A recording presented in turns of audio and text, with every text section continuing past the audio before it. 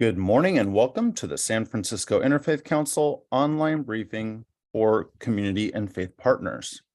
In today's program, we address the findings and recommendations of the California Reparations Task Force.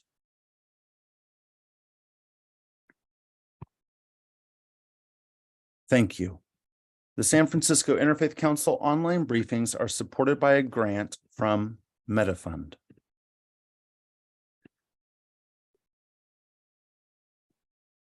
Thank you. The important and ongoing work of the San Francisco Interfaith Council would not be possible without generous funding from congregations, corporations, faith-based social service agencies, foundations, judicatories, and supporters like you.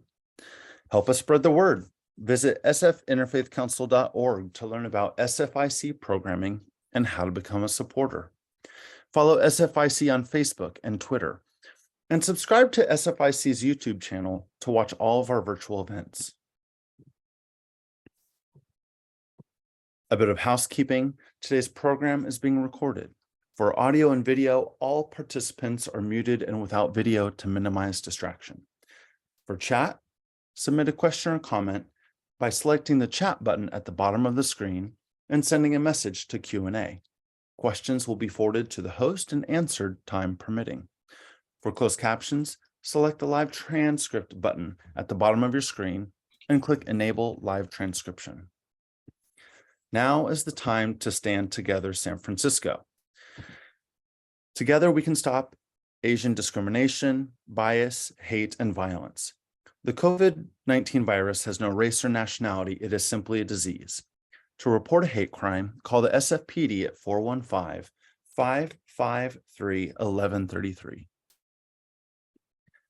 And at this time, I'd like to hand the floor over to the Executive Director of the San Francisco Interfaith Council, Michael Pappas. Michael, the floor is yours. Thank you, Trey. Good morning. I'm Michael Pappas, and on behalf of the San Francisco Interfaith Council, I want to welcome you to this week's online briefing for community and faith partners.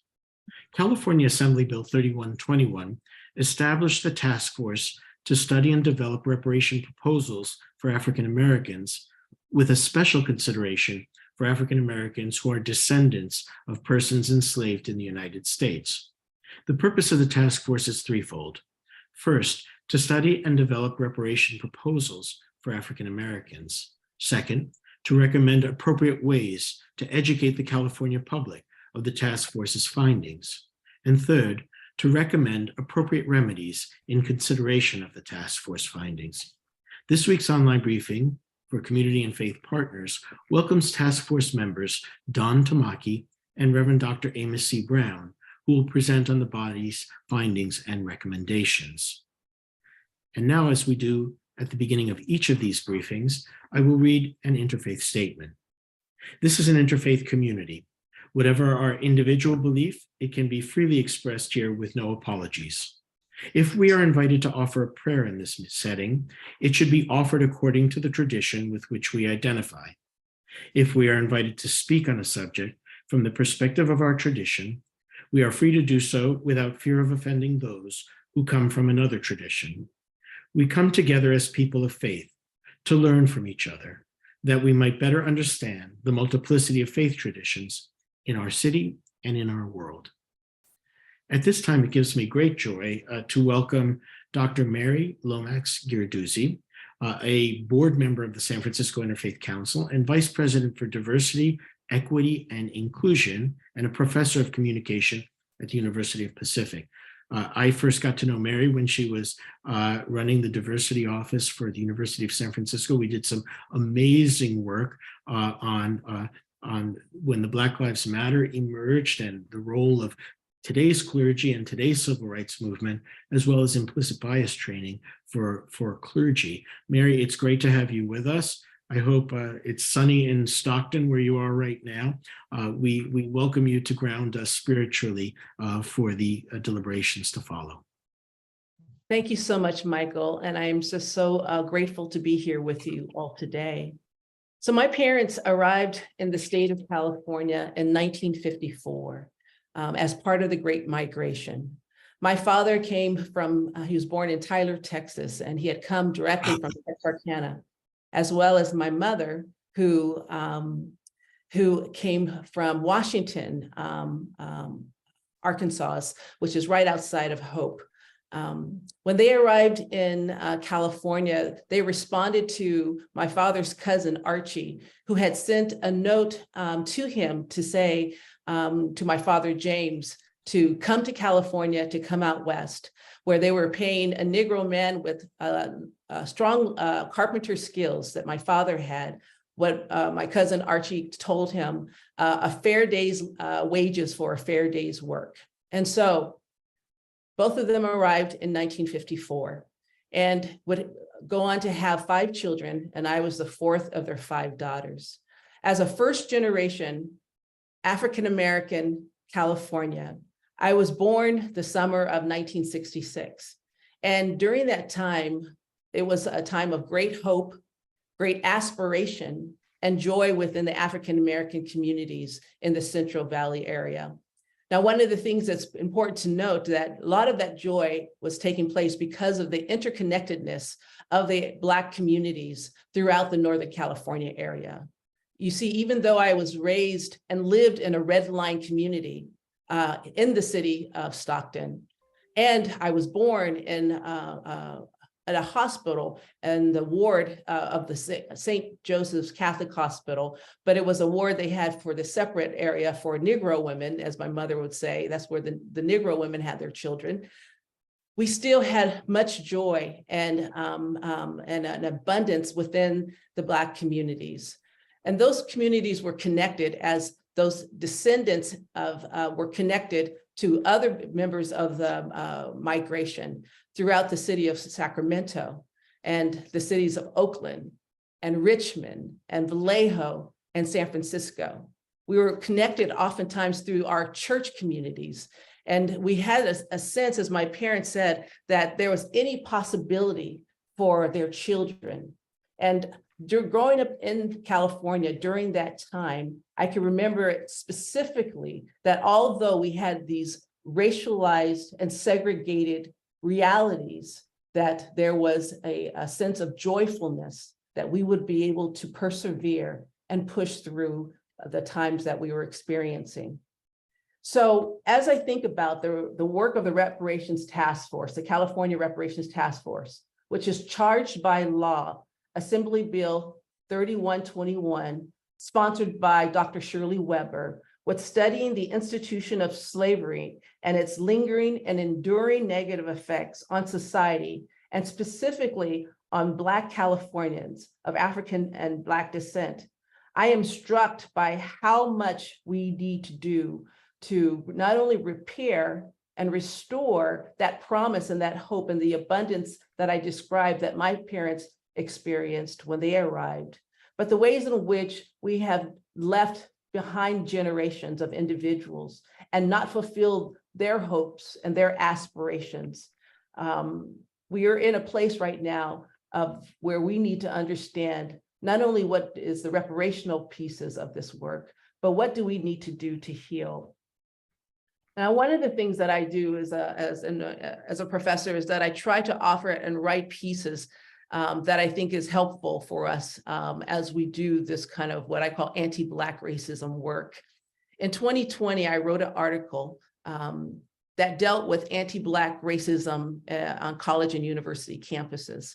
And in that article, I offered a redemptive framework for anti-Black racism. And because much of my work is grounded in that faith community that reared me, that nurtured me, much of my social justice work, as they call it today, is really faith work in action. And so I'd like to share with you a 5-part framework that I wrote in that article to kind of ground us as we kind of go into this conversation. In the Jewish tradition, the Hebrew word teshuvah is translated as returning. As humans, we make mistakes, but the idea of repentance is that we return to the path of righteousness.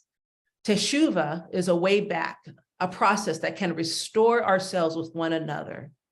And I'd like to offer a reparational framework that comes from this idea of teshuvah from the Hebrew Bible and the Old Testament. And I like to offer ways that we think about this racial justice work as reconciliation work informed by this sacred text. The first step in this reparational process is recognizing harm and the injury. And that recognition comes in the form of admission and acknowledgement of the institutional harm to impacted persons in the communities, and that there has to be some repentance of that harm. And so recognizing and admitting it, which is what we see in this interim report that has been released already by the task force, has been the first step that has already taken place in this reparational framework. The second step is expressing regret and remorse by asking for forgiveness. Now, this step expresses feelings of shame, guilt, and being able to sit with the discomfort in the harm that was caused. The stain of anti-Black racism is part of the fabric of our institutions, as the interim report has clearly documented. And part of this ancient sacred text is that we have to ask for forgiveness is actually a critical part of that. The third part is desisting from the sin of anti-Black racism. And this step examines attitudes, behaviors, and institutional practices and procedures, regardless of intention or lack of intention, that have led to these institutionalized racism that causes harm to Black identified peoples. The fourth part of this framework is making restitution, to go back to the individuals in the community who have been harmed and make restitution of the damages to the injured in the forms of financial and relational restitution for the redistribution of privileges and power and resources. And the fifth part of this from the ancient Hebrew text of what they call a reparational framework is vowing not to repeat the misdeeds that caused the original harm, to commit to changing one's actions, attitudes, and behavior, that you have to integrate this reparational approach and institutional processes that adopt anti-Black methods of dealing with the outcomes that we have today.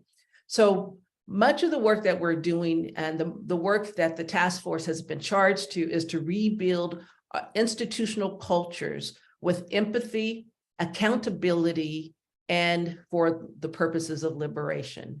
And so I want to thank you for allowing me just to share just a little bit of my own personal story as a first generation Black Californian, as a descendant of not only a couple, but of a people whose hopes and dreams were tied up in their choice to come to California and to build this nation, but also to contribute greatly to the economy and the abundance of this great state. I offer this reparational approach and framework, and I want to thank the task force and the members of the task force that we have with us today who have brought us to this particular state where we're at today. Thank you. Mary, thank you. This is a perfect foundation and segue to what is going to follow. And God bless you, and thank you for all that you've done to contribute greatly to the San Francisco Interfaith Council. At this time, I'm going to refrain from introducing our guest speakers, only to say that we have with us Don Tamaki and Reverend Dr. Amos C. Brown, who, following a pre-recorded keynote speech given by Don at the Day of Remembrance for those Japanese who were interred. It's very, very compelling, and we will show you this because he makes a very, very important connection between the experience of the Japanese community here in the United States with the overwhelming suffering of our Black sisters and brothers. After that, then we will have an engaging conversation between Don and Reverend Brown. So at this point, I would ask our friend Trey to run the pre-recorded speech, the keynote speech that Don gave recently at the Day of Remembrance for the Japanese community.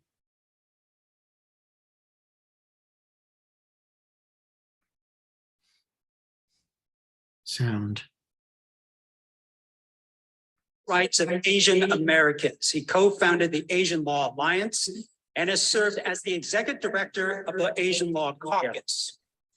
He has also devoted time to community service right here in Japantown, serving as the board chair of the Japantown Foundation. But perhaps his most significant work was as a member of the legal team that reopened the landmark 1944 Supreme Court case of Fred Korematsu, overturning Mr. Korematsu's conviction for defying the evacuation order that sent the 120,000 Japanese Americans into concentration camps. More recently, Don was appointed to serve by Governor Newsom on California's Reparations Task Force, which is to study the cumulative, historic, and present-day impact of 250 years of enslavement, 90 years of Jim Crow oppression, and 60 years of segregation, and what California might do to address these harms. Ladies and gentlemen, it's my pleasure and honor to introduce our keynote speaker via satellite, I guess, Mr. Don Tamaki.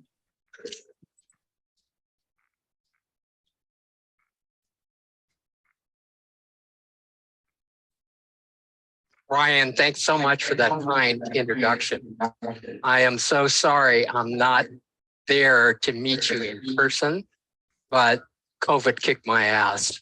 Sorry, folks. But nonetheless, I'm thrilled that you're the one doing the introduction. You know, I'm old enough, and some of the people in the audience are old enough to remember when there were no people of color in the newsroom whatsoever. And the fact that you're anchor of KPIX and of the Japanese American community, believe me, that makes us proud. And it underscores the importance of diversity in the newsroom. And if folks haven't seen the Keatley video that Ryan talked about, where he discusses his family, Google it on YouTube. It is a terrific piece. So thank you for doing that, Ryan. I also want to thank Ninjas and the DOR organizers for having me speak here today. It is really my privilege to connect the dots between our struggle for redress and the movement for African American reparations, and to lift up Japanese American organizations who really understood early on how important it is to support this cause. Nikkei Progressives, Nikkei for Civil Rights and Redress, and the Japanese American Citizens League, among others. So on the 25th of May, 2020, George Floyd's murder, captured in an excruciating 9 minutes and 29 seconds of video, triggered the largest protests in American history and moved the legislature to pass Secretary Shirley Weber's bill, creating the task force to study and develop reparations proposals for African Americans, and the 9-member body of which I am a member. The JACL called Mr. Floyd's murder a lynching, stating, "It is easy to be outraged, but we must also be outraged by the systems that underpay Black people, hiring decisions clouded by prejudice, unequal access to capital, the legacy of redlining, and the daily discrimination that continues to exist."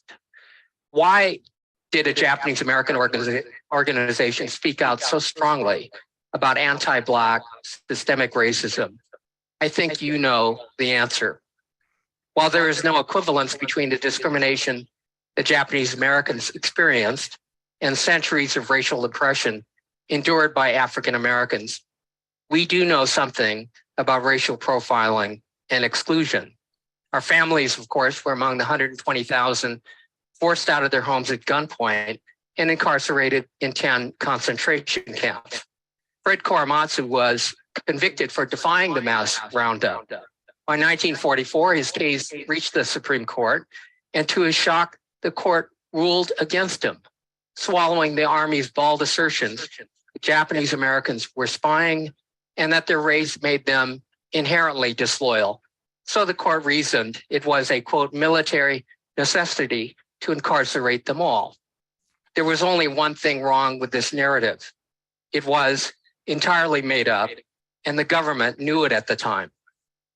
Fast forward to 1982, for more than a year, our pro bono legal team had been secretly poring over boxes of confidential Justice Department documents that Professor Peter Irons and researcher Aiko Yoshinaga-Herzig had unearthed, misfiled in the Commerce Department, and forgotten for 37 years. Together, they surfaced Justice Department memos and Navy, FBI, and FCC intelligence reports categorically denying that Japanese Americans were spying, admitting that there was no reason for the mass roundup, and calling the Army's claims, quote, intentional falsehoods. But so powerful was the culture of prejudice in 1944 that despite whistleblower protests from top Justice Department lawyers that the government had a duty not to lie to the court, the Solicitor General stood by the Army's claims, knowing they were fabricated, and suppressed, altered, and destroyed evidence in order to manipulate the outcome of the Korematsu decision. In other words, the government's own lies revealed that it had perpetrated a fraud in the High Court, with our families at the center of a scandal of epic proportions. In 1983, before a San Francisco courtroom packed with camp survivors, Federal District Court Judge Marilyn Hall Patel ruled that in 1944, the government had lied and falsified evidence before the Supreme Court, and as a consequence, threw out Fred Korematsu's criminal conviction for refusing to be locked up. This ruling boosted our 20-year movement of Japanese Americans for redress and reparations, which culminated in the passage of the Civil Liberties Act of 1988, providing for an apology and $20,000 for each person that had been confined and alive at the time the bill passed. Japanese Americans know how crucial reparations were in healing our community from this great wrong, and in teaching America how easily democracy crumbles when racism, conspiracy theories, and fake news shouts louder than the Constitution. You might ask, why should Japanese Americans care about reparations for African Americans?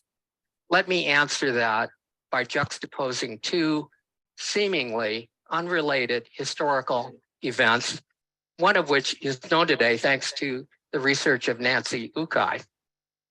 In 1943, 63-year-old James Wakasa was confined at Topaz concentration camp in Utah, along with Fred Korematsu, my mother and father, and about 10,000 other Americans.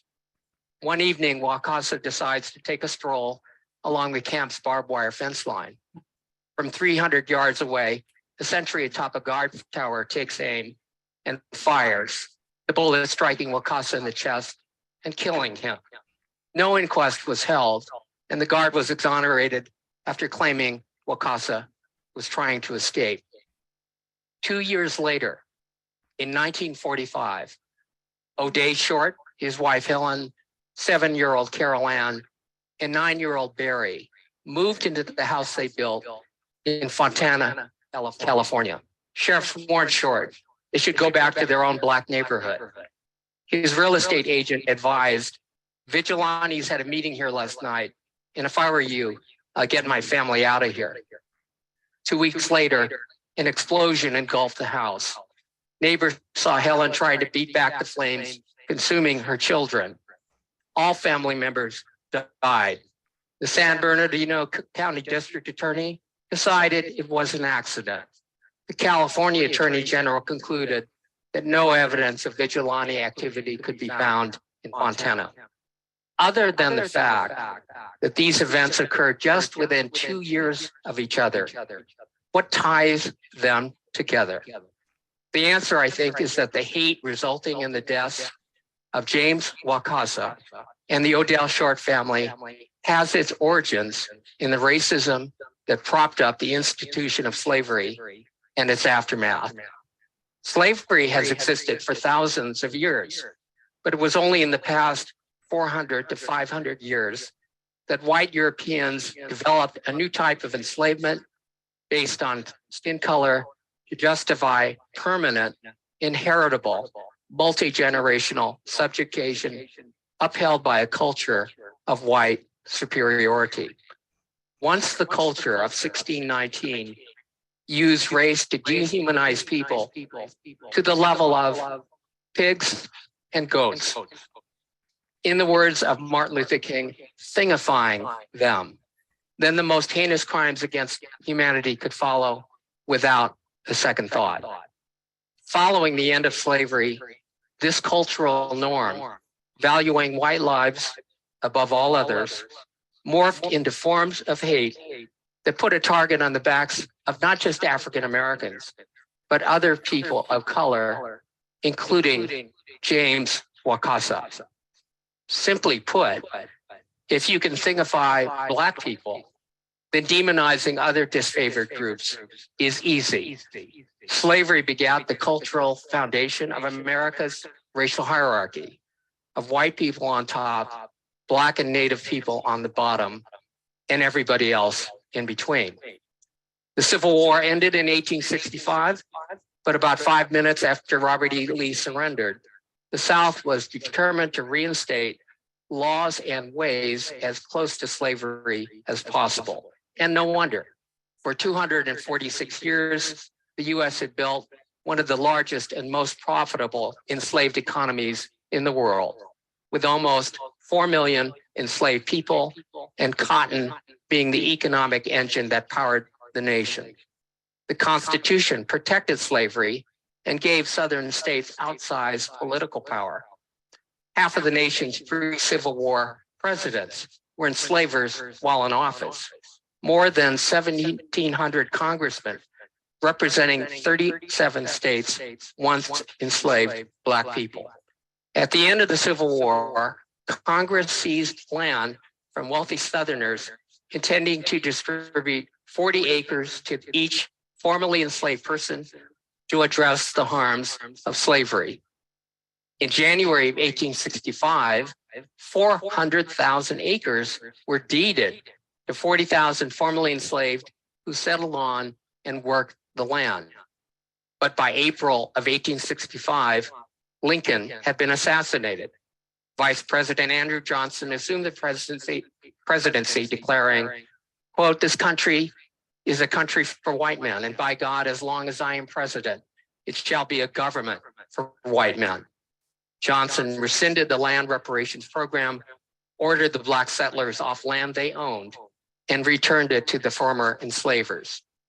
During that 12-year post-Civil War period, known as Reconstruction, Congress tried to give newly freed Black Americans access to basic civil rights, including such things as the right to vote. By 1868, more than 700,000 Black men in the South were registered to vote.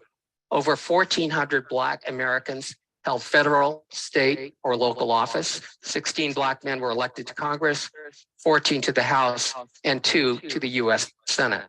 But white Northern support soon collapsed. And to resolve the contested presidential election of 1876, Republicans and Democrats cut a deal to withdraw federal troops from the South, effectively ending Reconstruction. To suppress voting, states enacted literacy tests, poll taxes, and looked the other way in the face of racial murders and violence. Nearly 6,500 lynchings nationwide were documented. This is probably an undercount. This is between 1865 and 1950. In 1867, Black turnout was 90% in Virginia. After Virginia's voter suppression laws, Black voters dropped from 147,000 to just 21,000. We think of California as being a more enlightened state. But while California entered the Union in 1850 as a non-slave state, it was plenty complicit with enslavers entering California and bringing their human property with them. California's 1849 anti-slavery state constitution meant little because it was not a crime to keep someone enslaved.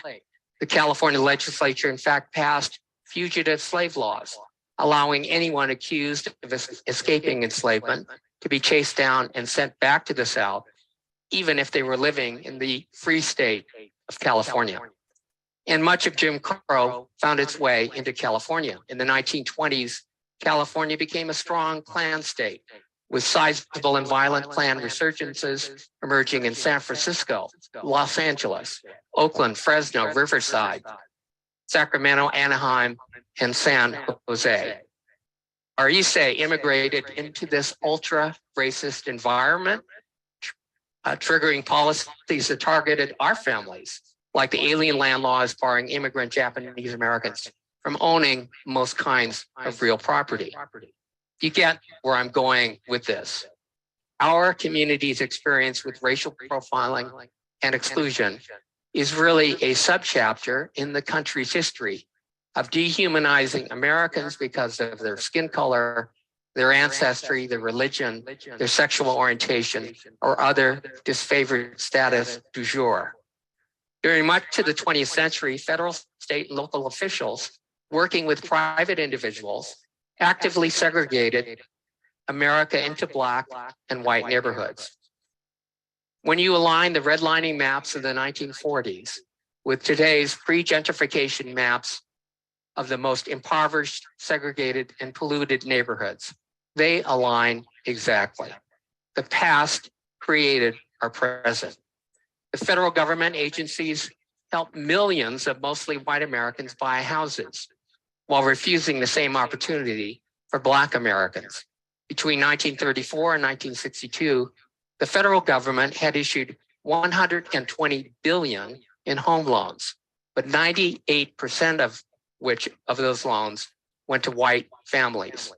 In 1956, so-called urban renewal policies enabled San Francisco to condemn and tear down the Fillmore district, resulting in 20,000 Black residents being displaced and 883 Black-owned businesses being destroyed.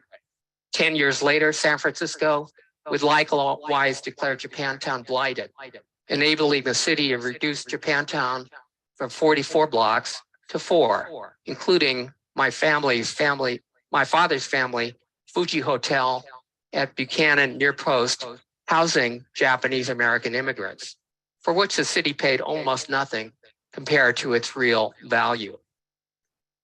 The California Reparations Task Force published a sweeping, nearly 500-page report that you can access free online, drawing a through line from the harm of 250 years of slavery and racial terror, 90 years of Jim Crow exclusion, and decades more of continuing discrimination, resulting in today's outcomes, which are at once shocking but not surprising.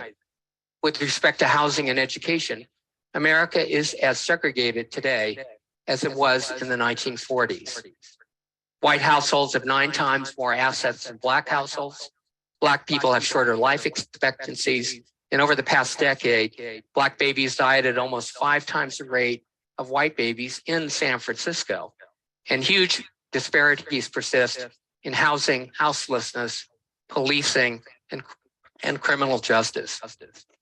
Today, while we as Asian Americans are rightfully focused on protecting our community from hate crimes, we also need to realize where the hate comes from in the first place. As long as the pathology that originated in 1619 remains unredressed, the racial hierarchy that it spawned will numbingly recycle, poisoning the soul of America. We need only to look at the Trump years to know this is true. When Asian Americans were blamed for the Chinese virus, when Mexicans were called drug dealers and rapists, when Muslims were labeled as terrorists, when white supremacists declared that Jews and immigrants are poised to replace them, and when one more African American, among countless others, was killed during an encounter with law enforcement, and it barely evoked a shrug because it is so normal. And this racial pathology injects bias into everyone. No one is immune, as illustrated by the debacle involving LA City Council members or the brutal killings in Memphis, killing of Memphis of Tyree Nichols. So where do we go from here? With respect to the California Reparations Task Force, in June of 2023, we will be submitting to the legislature our recommendations for repair about what California can do about this terrible, terrible history. We need to help move the needle of public opinion thereby creating the political will to pass reparations legislation and to spread the movement across this nation. How do we do that? Well, talk to me. I have lots of suggestions. There are groups organizing, for example, securing endorsements of the task force, the reparations, and the report that we just submitted. But further than that, we can learn a lot from the organizing efforts of our own community that cast our own reparation struggle, not as a demand of an aggrieved minority, but as a justice issue about holding the nation accountable to its professed ideals. We can walk in the footsteps of Black leaders who supported Japanese American reparations, including Congressman Mervyn Dimely, Ron Dellums, and the Congressional Black Caucus. So let's not be complicit with centuries-long, unacknowledged, and continuing wrongs. Let's, as with our struggle for justice, let's take part in making history instead of being its bystanders. Let's remember that each time America has owned up to its wrongs, repaired them, and become more inclusive and more faithful to its ideals, our nation has become stronger, better, and a more perfect union.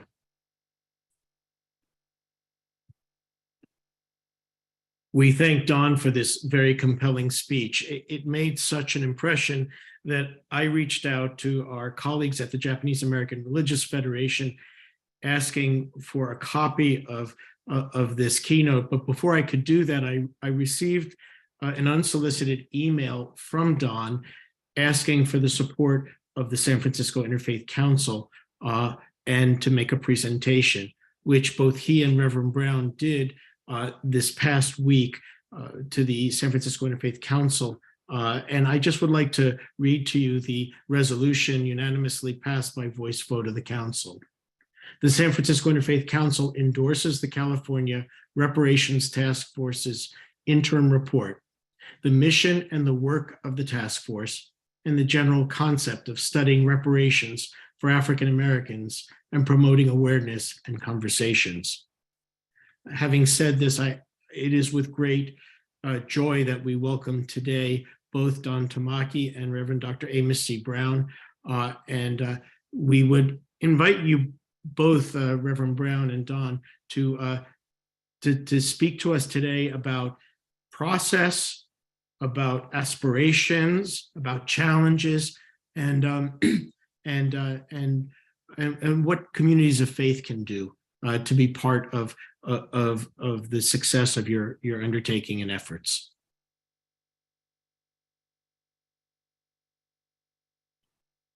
You're muted, I think. Oop, there's Dr. Reverend Brown. Can you bring Reverend Brown into the picture, please? There we go. Do you both have you both found your voice? Yes. Can you hear me? Yes. I think that we should just do what we're doing. Hold our hold. You have set the example by endorsing the task force's recommendations. And all we need to do is to deal with the practicalities. As like slogan goes, just do it. We've had earlier historical reports, analysis, beginning with the recommendation in 1865, January 12th, which Brother Don mentioned in his eloquent, comprehensive presentation. They called for land. That's so precious. But all of that was confiscated, taken away from my ancestors. And let me say parenthetically, I have the evidence that my great-great-grandfather, Patrick Brown, was born enslaved in 1821 in Franklin County, Mississippi at a place called Roxy. Also the birthplace of Nathan Wright, who wrote Black Boy and Native Son, those two definitive works on the evils of racism in this nation and in the world. So I can speak personally with passion about the harm, the pain, and even in my developmental years in Jackson, Mississippi, I was hit with the horrifying image of Emmett Till, who was brutally lynched by those evil white men behind a lie that his one wife told. I was kicked out of a segregated high school, Jim Hill, because I simply told the truth in 1958 as president of the Youth Council of NACP about the inequities in education and in salaries for Black people in Mississippi. I could go on, cataloging the ills, cataloging the brutality. I remember even before Emmett Till was lynched, that it was a Black Baptist preacher, a faith leader, Reverend George Washington Lee, who was on his way home on a Saturday night in Belzoni, Mississippi, as president of the Belzoni branch of the NACP. Members of the Ku Klux Klan ambushed him, shot his jaw off. His car ran into the house of a widow, tore off the porch. They couldn't even get an ambulance for him to be delivered to the hospital. They had to put him in a taxi. He died.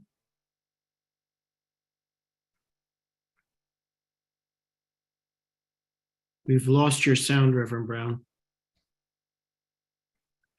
1955, Reverend Lee was murdered, May the 7th. And at his funeral in Belzoni, there were over 2,000 people there. They couldn't even have the funeral in the church. And then come August the 13th, 1955, Lamar Smith, a World War I veteran, who was on his way to the courthouse in Brookhaven, Mississippi, to deliver some absentee ballots for a runoff election. What happened? At 10 o'clock in the morning, members of the Ku Klux Klan shot him down on the lawn of the courthouse.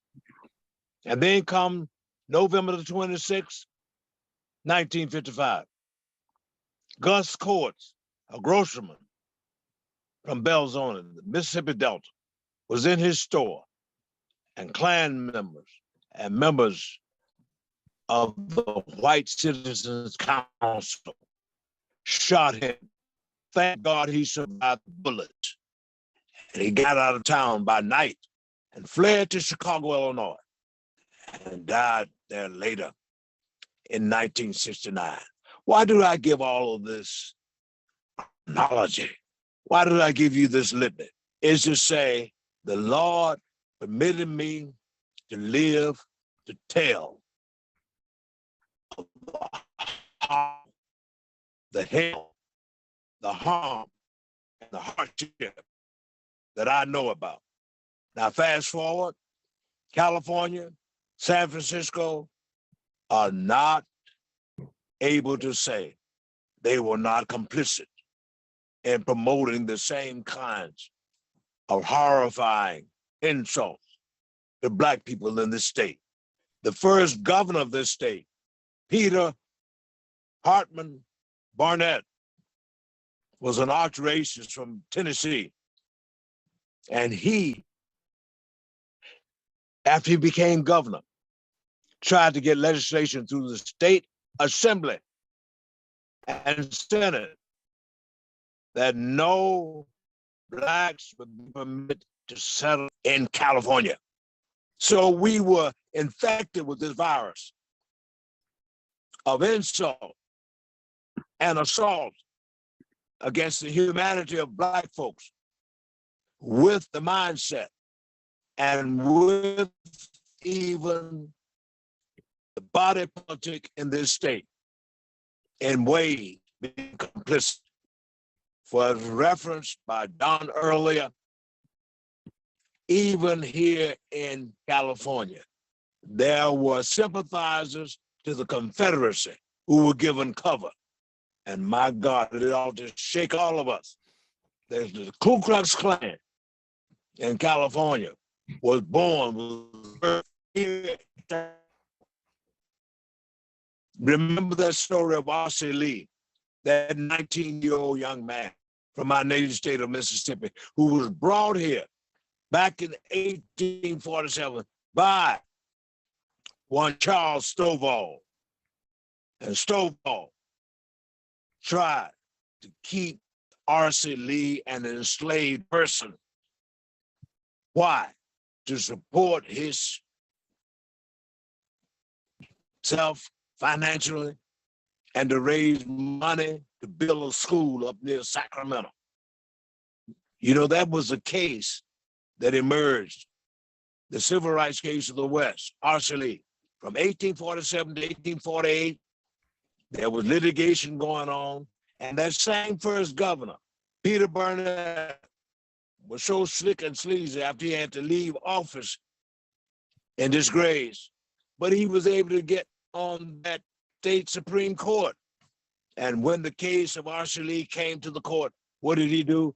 He voted with the minority opinion that R.C. Lee should be sent back to Mississippi with Stovall as an enslaved person.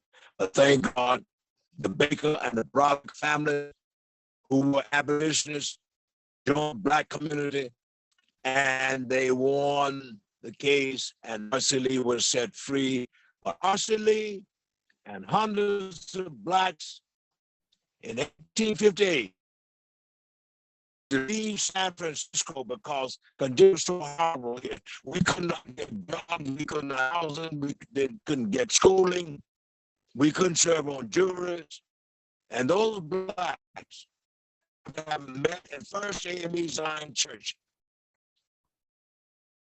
got on that ship, the Commodore, and they fled to British Columbia. Douglas had set aside some land on Victoria Island. And my wife and I went up there some years ago and saw the plaque in the cemetery that was established and memorializing the fact that in San Francisco and California, conditions were so unbearable, inhumane, and unjust that Blacks had to settle there on Victoria Island. I know I've said much, but I feel now it's time for us to stop doing analysis, stop talking, and start doing. We need to do something. And Thank you. As done, we can make some great tractions and strides to creating a better day, restoration and healing. But the pain is still here, and we need to be agents to release the pain and give us gain. But I want to say finally, since I'm on this local reparations committee, I find it to be most unfortunate that an enemy has gone into the biblical frame of reference language and sown tares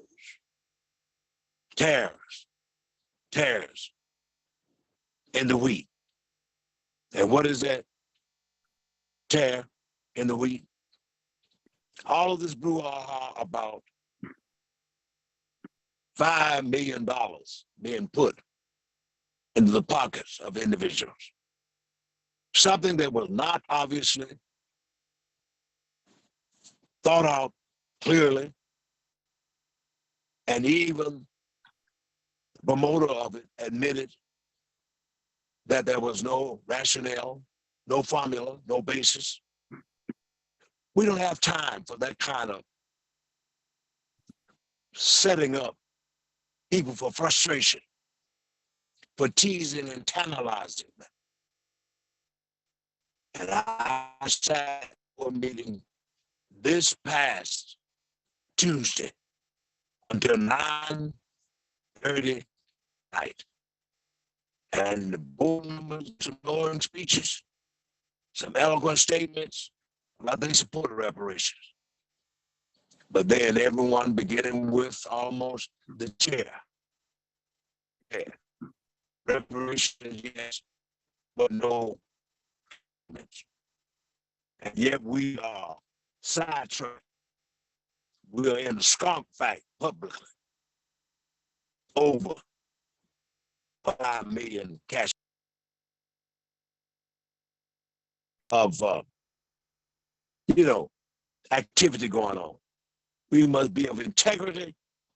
We must be logical and rational and pursue those things that will give us substantive, sensible reparations. Thank you, Reverend Brown. Dawn, would you pick up on some of the themes that Reverend Brown spoke about? Especially, it's a 500-page document. I know you put it up in front of us. Can you kind of take us through and share with us what some of these recommendations are and the direction that this interim report is taking us? Sure.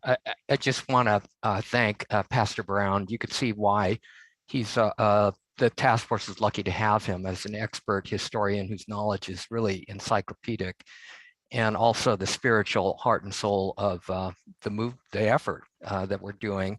I also want to thank you, Michael, for and the San Francisco Interfaith Council for its such strong support, and reiterate the things that Professor Lomax Giarduzzi had said about it's time to look at this issue and deal with it seriously. And this is within a context of a country that has for so long erased history and made it the subject of willful amnesia.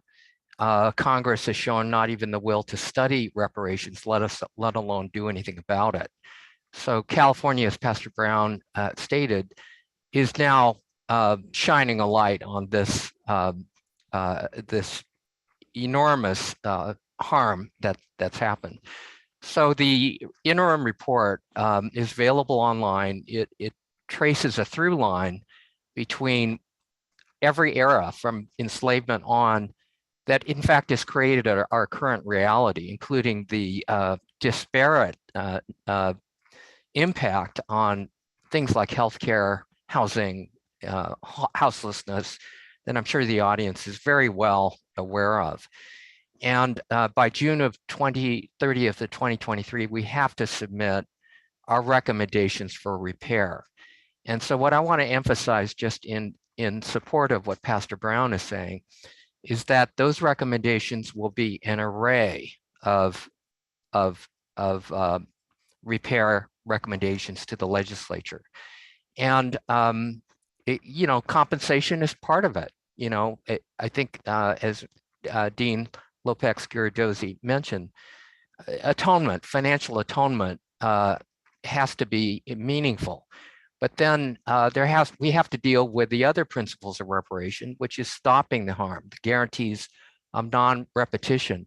And for those, we're looking into and studying, over 100 pages of proposals dealing with housing, education, healthcare, policing, culture and family, and so on.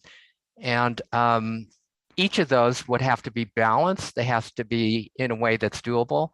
And unlike, I would say, even global reparations throughout modern and our past history, which has usually been a one and done, this has got to go on for Yes. many, many years. So the harm was centuries in the making.